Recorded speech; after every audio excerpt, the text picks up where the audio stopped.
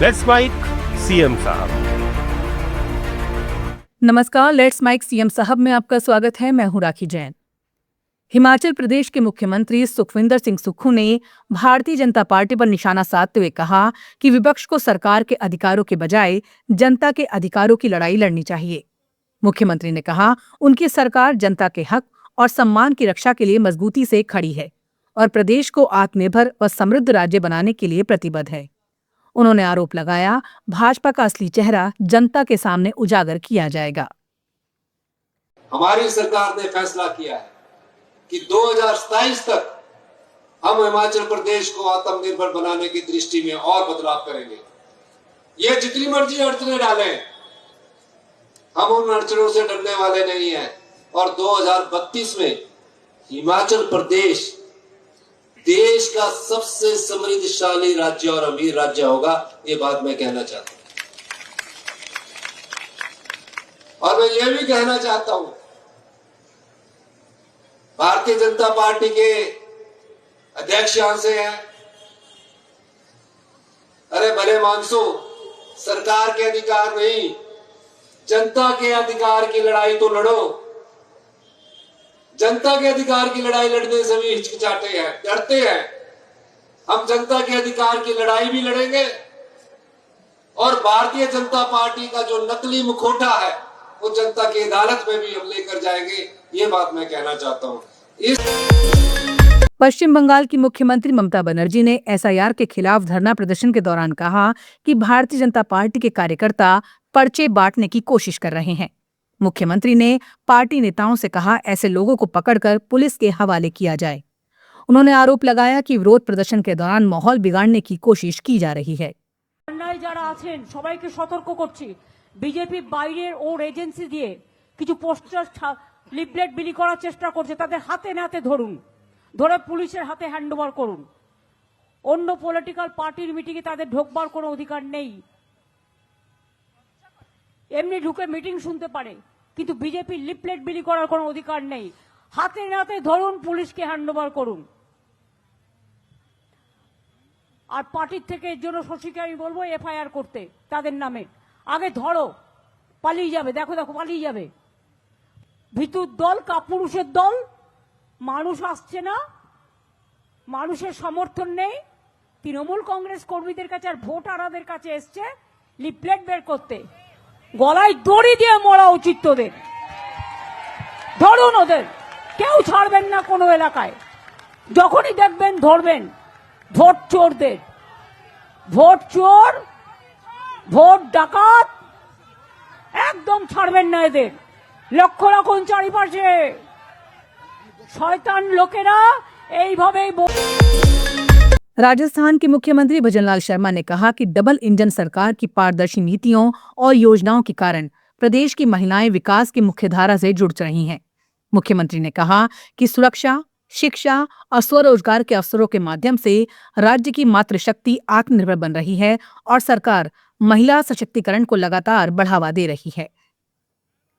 मैंने मेरी माता बहनों से कहा है, आप चिंता मत करिए।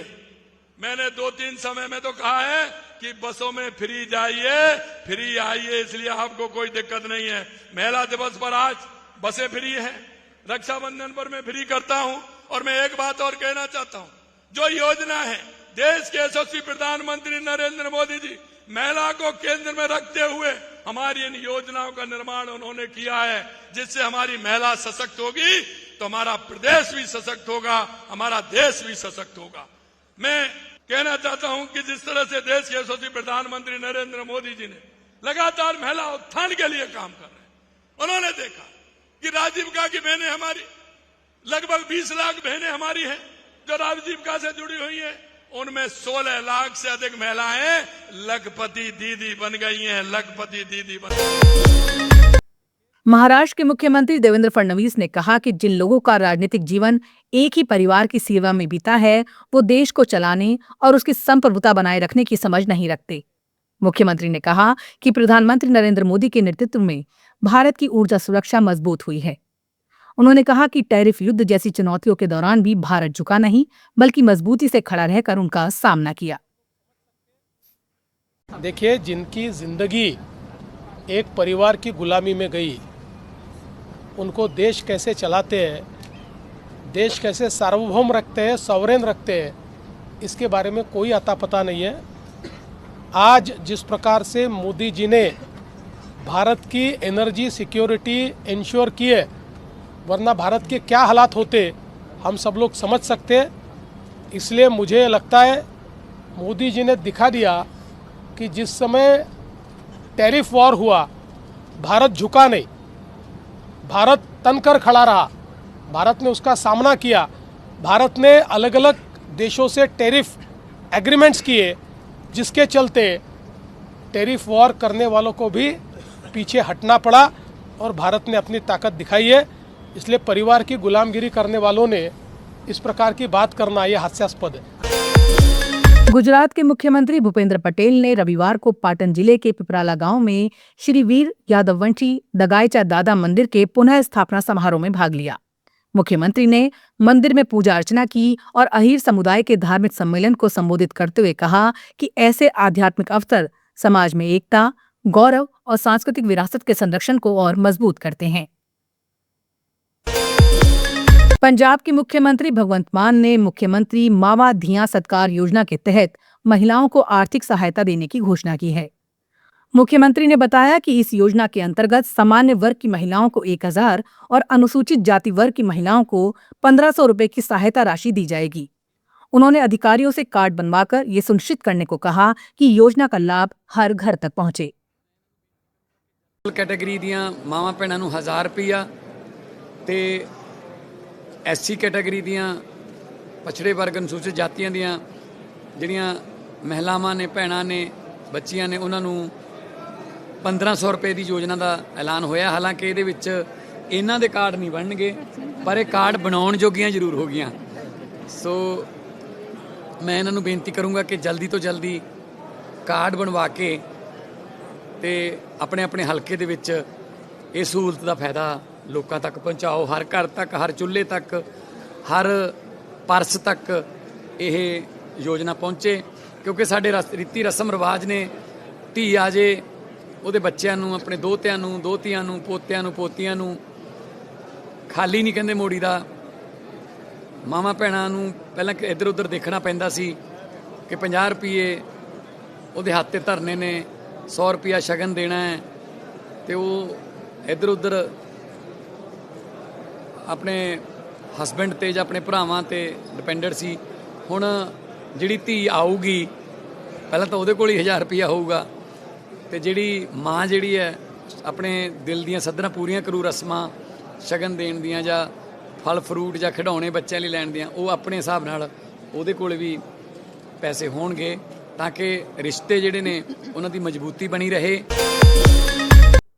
मध्य प्रदेश के मुख्यमंत्री मोहन यादव ने जबलपुर में महाकौशल क्षेत्र के 4 संभाग जबलपुर, रीवा और शहडोल के लिए आयोजित प्रशिक्षण कार्यक्रम में भाग लिया।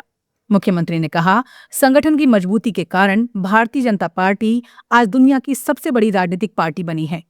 उन्होंने कहा, ऐसे कार्यक्रम कार्यकर्ताओं को सशक्त बनाने और संगठन को मजबूत करने में महत्वपूर्ण भूमिका निभाते हैं। जबलपुर में हमारे महाकौशल प्रांत के जबलपुर और रीवा, शहडोल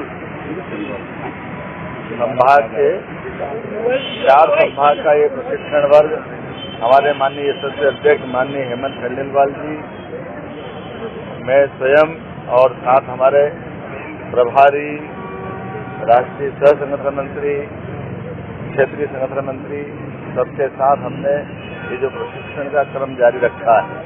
इसी संगठन की बलबूते पर विश्व की सबसे बड़ी पार्टी भारतीय जनता पार्टी बनी और जिस स्थान जबलपुर का ये मां नर्मदा का किनारा वाकई अद्भुत है, यहाँ के कार्यकर्ता भी अद्भुत है।